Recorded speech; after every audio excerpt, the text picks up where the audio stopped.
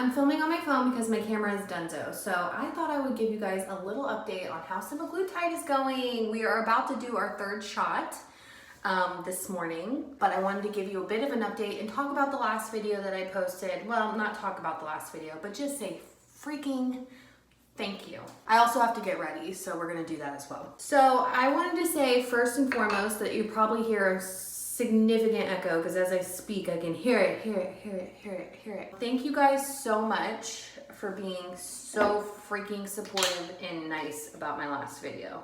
I was a little nervous because I was PMSing and I didn't want to come off as a real biatch and be rude, but nobody took it that way and everybody was really supportive. So first I must say thank you so much for just being a friend and being here for me. I love y'all.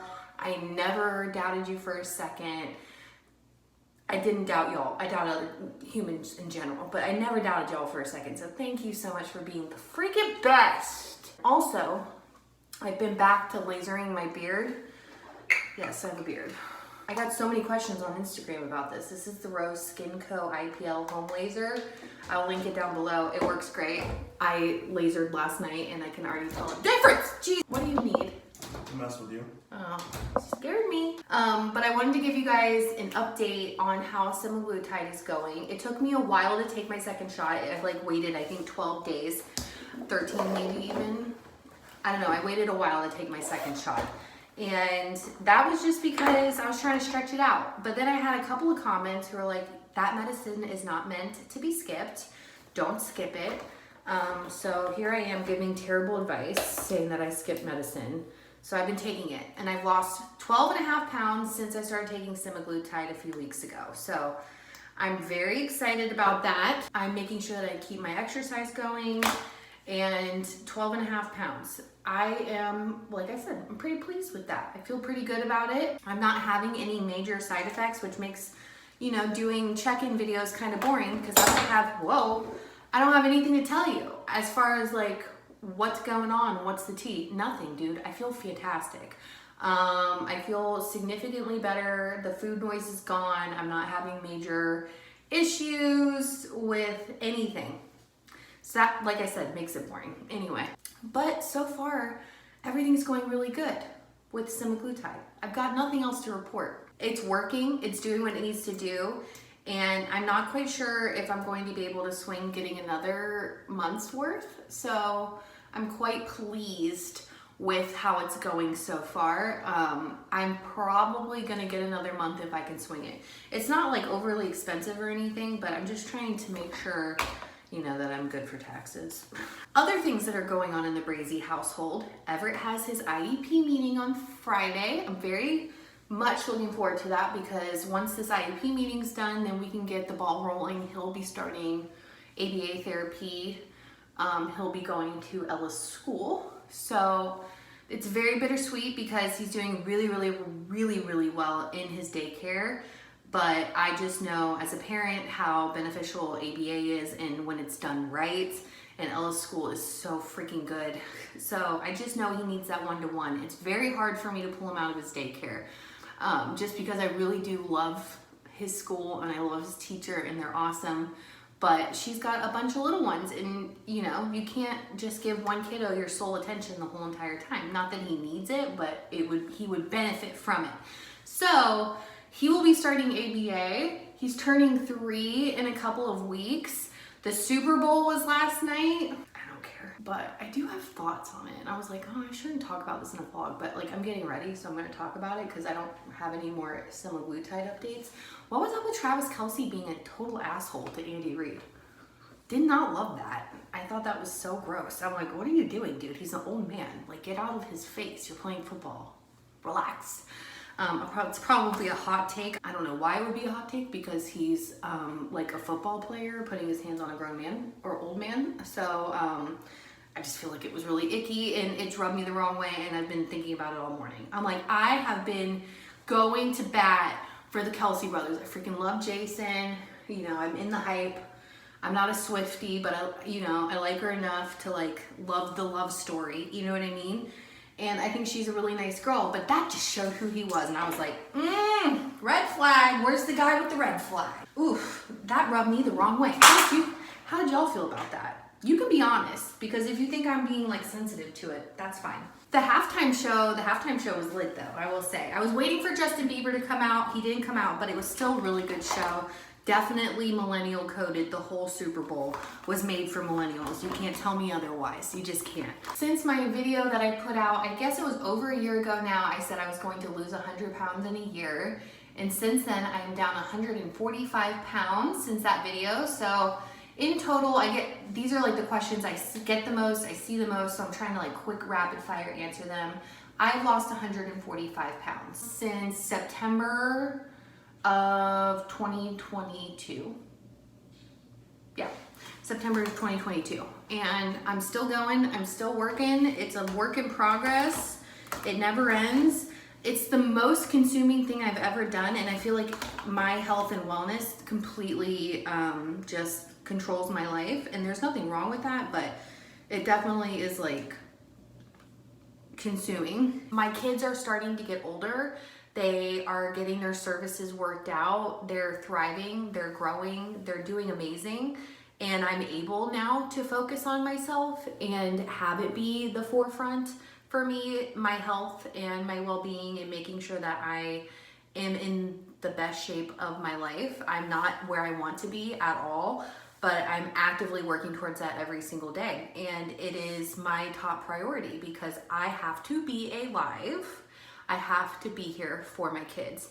It plays into a lot of other parts of my life and how I go about my life, but I have now adopted routines to make sure that this change, this weight loss, this physical journey that I'm on, that it's not for no reason, and that I don't have to repeat it over and over again, that I keep a downward trend.